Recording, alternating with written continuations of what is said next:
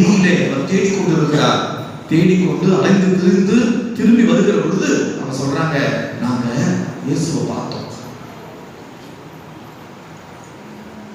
அப்போ முதல் உயிர்ப்பின் பொழுது, முதல் உயிர்ப்பு இயேசு காட்சி கொடுத்த போது தோமா அங்கே இல்லை. அவர் இயேசுவை தேடிக்கொண்டிருந்தார்.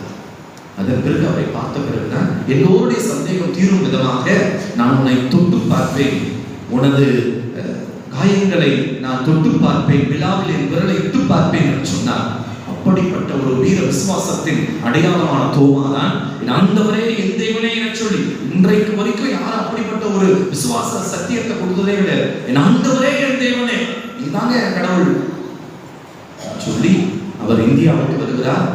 கிபி 52ஆம் ஆண்டு அவர் இந்தியாவுக்கு வந்தார். 33ல இயேசு இறக்கிறார். 52வது வருஷம் முதல் நூற்றாண்டுல இந்தியாவுக்கு வந்துடுறார். அதன் பிறகு கேரளாவுக்கு வருகிறார். கேரளாவிலிருந்து பயணம் செய்கிறார். கடல் வழி பயணமாகவே யோசிச்சு பாருங்க, அன்னைக்கு என்ன ஃபிளைட்ல ஏறி வந்து ஜம்முன்னு 1 ஹவர்ல இறங்கி இருப்பாரா? இல்ல ஒரு 2 மணி நேரம் ஃபிளைட் டிக்கெட்டு எடுத்து நம்ம இன்னைக்கு போயிட்டு வர்றாங்கல்ல, வடிவேல் காமெடி மாதிரி சொல்றாங்கல்ல, நீ தான்ப்பா பொசுக்குன்னு போயிட்டு வர்ற. பொசுக்குலாம் போயிட்டு வர முடியாது இந்த காலத்துல. எத்தனை நாட்கள், எத்தனை மாதங்கள், எத்தனை இரவுகள், எவ்வளவு கடினமான கடல் வழி பயணம், எத்தனை புயல், எவ்வளவு வெயில், எவ்வளவு கொடுமை, எவ்வளவு கடல் கொந்தளிப்புகள் நினைச்சு கூட பார்க்க முடியல. இன்னைக்கு அப்பேற்பட்ட கடுமையான ஒரு பயணத்தை மேற்கொண்டு இந்தியாவுக்கு வருகிறார். 52லே அவர் இந்திய மண்ணுக்கு வருகிறார். பிறகு 62லே சின்னமலை என்கிற பகுதி இங்கிருந்து பக்கத்துல தான் இருக்கு, அந்த பகுதிக்கு வருகிறார்.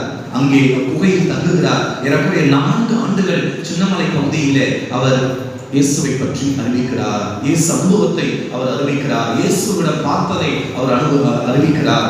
பிறகு 66லே அங்கே ஈட்டியால் ஊட்டப்படுவதற்கு அவரை துரத்துகிறார்கள். அங்கிருந்து அவரிடம் தப்பித்து பெரிய மலையில் அழைக்கப்படுகிற இப்போது இருக்கிற இந்த தோமையார் மலைக்கு வந்து விடுகிறார். இந்த தோமையார் மலையிலே ஏறக்குறைய 66 72 வரை 6 ஆண்டுகள் அவருடைய பாதம் படாத இடமே இருந்திருக்கிறார். இந்த மலை முழுவதும் அவர் பாதம் பட்டு இருக்கிறதுனால்தான் இந்த மலையே நான் அருளிக்கும் என்று சொல்லுவேன். மலையே அருளிக்கும் தான் தோமாவுடைய பாதம் பட்ட இடம். 6 ஆண்டுகள் அவர் இங்கே செலவழிக்கிறார். அந்த 6 ஆண்டுகளிலே அவர் செய்த முதல் காரியம், நீங்கள் பார்க்கிற இந்த கற்சிலுவையை வடிக்கிறார். இந்த மலையிலிருந்து ஒரு கல்லை எடுத்து அந்த கல்லிலே அவர் அழகாக ஒரு சிலுவையை